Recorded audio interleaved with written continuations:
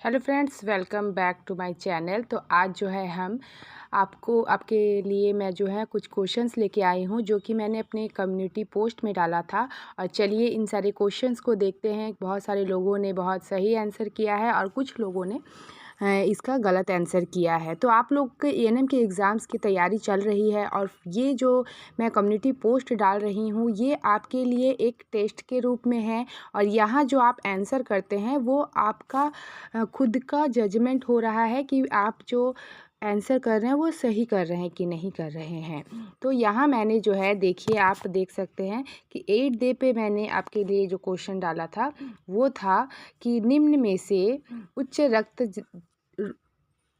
उच्च रक्तदाब रोधी दवा है, मतलब कि जो ब्लड प्रेशर है उसको कंट्रोल करने के लिए इन सब में से कौन सा मेडिसिन है। तो सबसे पहला था आपका लेबिटोलॉल जो है ये मिथाइल डोपा और निफिडिफिन। तो यहाँ पे आप देख रहे हो कि बहुत सारे लोगों ने जो है बहुत सारे आंसर किया और कुछ लोगों ने सही आंसर किया। तो आप बताइए कि इसका सही आंसर क्या होगा। तो आप देख रहे हो कि सबसे ज़्यादा जो है आपका इसमें 81% लोगों ने आंसर किया है कि उच्च रक्तदाब रोधी दवा जो है आपका मिथाइल डोपा है। 81% लोगों का ये आंसर आ रहा है।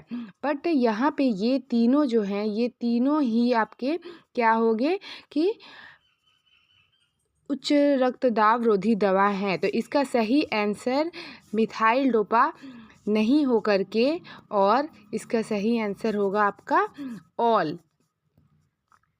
ये इसका सही आंसर है जो कि सिर्फ़ और सिर्फ 13% लोगों ने ही इसका सही आंसर दिया है। तो आपके एग्ज़ाम्स की कितनी तैयारी हो रही है ये आप खुद ही देख सकते हो कि आपके एग्ज़ाम्स की तैयारी किस तरह से चल रही है। सिर्फ 13% लोगों का ही सही आंसर आया है, बाकी 81% लोगों ने गलत आंसर किया है। अभी बिहार में एएनएम के एग्ज़ाम्स की तैयारी चल रही है। बहुत सारे क्लासेस जो है आप लोग कर रहे हैं, बहुत सारे सर मैम एग्ज़ाम्स की तैयारी करा रहे हैं, बट फिर भी जो है लोगों का जो है प्रिपरेशन सही से नहीं हो पा रहा है। सिर्फ एग्ज़ाम्स के थ्योरी क्लासेस करने से नहीं होंगे, आपको जो है पूरी प्रिपरेशन करनी है।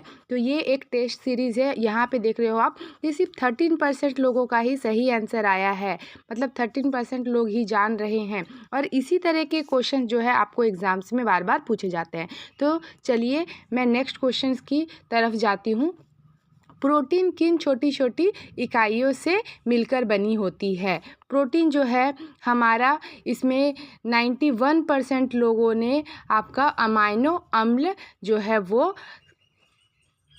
इसका आंसर बताया है, जो कि ये सही है। ठीक है, ये सही इसका आंसर अमाइलो अम्ल ही होगा। ठीक है, तो नेक्स्ट जो है देखते हैं क्वेश्चन क्या था। निम्न में से किस विटामिन का अन्य नाम कैल्सीफेरॉल भी है। कैल्सीफेरॉल जो है, यहाँ जो ऑप्शन दिए हैं इनमें से किस विटामिन का नाम कैल्सीफेरॉल भी कहा जाता है। तो vitamin C, vitamin B12, vitamin A और विटामिन डी, ये 4 ऑप्शंस थे और सबसे ज़्यादा आपका आंसर आया है। 56% लोग जो है वो बोल रहे हैं कि आपका विटामिन B12 का दूसरा नाम कैल्सीफेरॉल है। बट इसका सही आंसर क्या होगा, ये इसका गलत आंसर है। विटामिन B12 का दूसरा नाम कैल्सीफेरॉल नहीं होता है, विटामिन डी का दूसरा नाम कैल्सीफेरॉल होता है। तो 56% लोग जो हैं गलत आंसर दिए हैं और 28% लोगों ने ही सही आंसर दिया है। तो चलिए नेक्स्ट देखते हैं क्वेश्चन। नवजात शिशु को विटामिन के इंजेक्शन किस मार्ग से दिया जाता है। नवजात, यहाँ ऑप्शन है आपका सबक्यूटेनियस, इंट्रामस्कुलर, इंट्राडर्मल और इंट्रावेनस। इसका सही आंसर है आपका इंट्रामस्कुलर। नवजात शिशु में जब इंजेक्शन दिया जाता है वो इंट्रामस्कुलर रूट से दिया जाता है।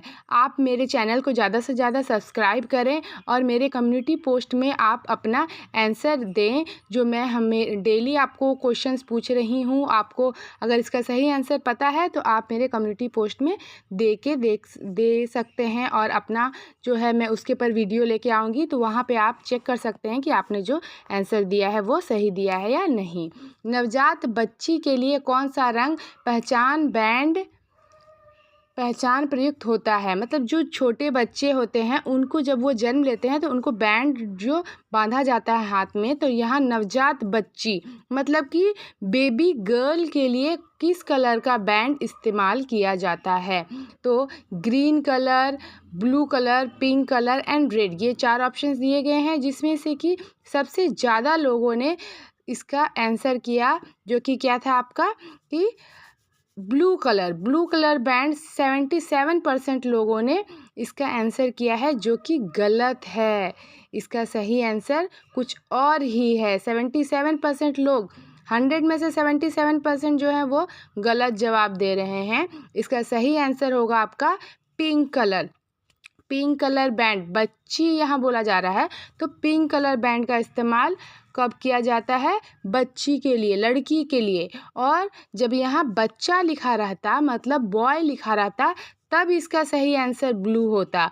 तो आप देख रहे हो कि किस तरह से आप लोग गलत जो है ऑप्शन चूज़ करते हैं, जिसके वजह से आपके जो नंबर जो है वो कम हो जाते हैं एग्ज़ाम्स में। तो नेक्स्ट जो है लैरिंग्स का दूसरा नाम क्या होता है? लैरिंग्स का दूसरा नाम होता है आपका वॉइस बॉक्स। ये इसका सही आंसर है, जो कि 89% लोगों ने इसका सही आंसर किया है। मानव लीवर का वजन होता है, मानव लीवर जो है हमारे बॉडी का सबसे लार्जेस्ट ऑर्गन है, और इसका वजन कितना होता है ये पूछा जा रहा है। ये बहुत इजी क्वेश्चन है। और तो यहाँ पे ऑप्शन दिया गया है 300 ग्राम, 500 ग्राम, 600 ग्राम और 1500 ग्राम। तो लीवर का जो सही वजन होगा वो है आपका 75% लोगों ने इसका आंसर दिया है 300 ग्राम। मानव लीवर का जो वजन होता है वो 300 ग्राम होता है। तो बट इसका सही आंसर है आपका ऑप्शन डी। जो मानव लीवर है उसका वजन होता है 1500 ग्राम। तो 75% लोग जो हैं वो गलत आंसर कर रहे हैं। तो नेक्स्ट चलिए देखते हैं क्वेश्चन। मानव शरीर के सबसे बड़ी मांसपेशी कौन सी है? तो मानव शरीर की सबसे बड़ी मांसपेशी जो है आपका ग्लूटियस मसल है। 82% लोगों ने इसका सही आंसर किया है। तो चलिए नेक्स्ट देखते हैं। मूत्र नली की औसत लंबाई क्या होती है? जो मूत्र नली मतलब कि यूरेटर की औसत लंबाई क्या होती है? तो मूत्र नली की औसत लंबाई यहाँ पे सबसे ज़्यादा 75% लोगों ने कहा है कि 18 सेंटीमीटर होती है। तो मूत्र नली की इसका सही आंसर मैं बता देती हूँ आपको। इसका सही आंसर है 25 सेंटीमीटर। मूत्र नली की औसत लंबाई आपकी 25 सेंटीमीटर होती है, जो कि सिर्फ और सिर्फ 6% लोगों ने इसका सही आंसर किया है। तो आपके एग्ज़ाम्स के कैसे प्रिपरेशन चल रहे हैं ये आप जान रहे हो, और मेरे चैनल पे आपको एग्ज़ाम्स की तैयारियां जो हैं वो शुरू करा दी गई हैं। तो अब मैं डेली आपके लिए कम्युनिटी पोस्ट में भी क्वेश्चंस डाल रही हूँ, उस पर भी आप जाके आंसर कर सकते हैं। और आप लोगों के लिए मैं मॉडल सेट क्वेश्चंस भी लेके आऊँगी। हाथ में कितनी कार्पल हड्डियाँ होती हैं? हाथ में जो है आपकी कार्पल हड्डियाँ, जो कि हमारे दोनों हाथों में होती हैं, जिसकी संख्या पूछी जा रही है, जो कि आपका सही आंसर इसका क्या होगा? 71% लोगों ने कहा है कि 6 होती हैं। कार्पल हड्डियों की संख्या कितनी होती है? तो 6 होती हैं।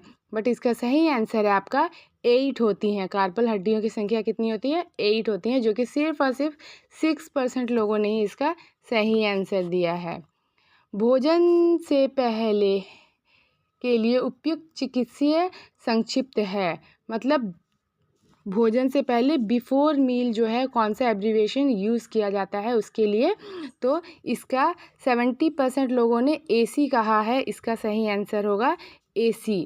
AC का फुल फॉर्म होता है आपका एंटी क्यूबिन, है ना? ये सही आंसर है इसका। ये लोग, आप लोगों ने, जिन लोगों ने भी आंसर किया है वो सही आंसर किया है। ये लैटिन वर्ड से लिया गया है, जो कि जिसका मतलब होता है बिफोर मील। तो चलिए नेक्स्ट क्वेश्चन को देखते हैं। निम्न में से किस रक्त समूह को सार्वजनिक दाता भी कहा जाता है? डोनर मतलब कि यूनिवर्सल डोनर किसे कहा जाता है?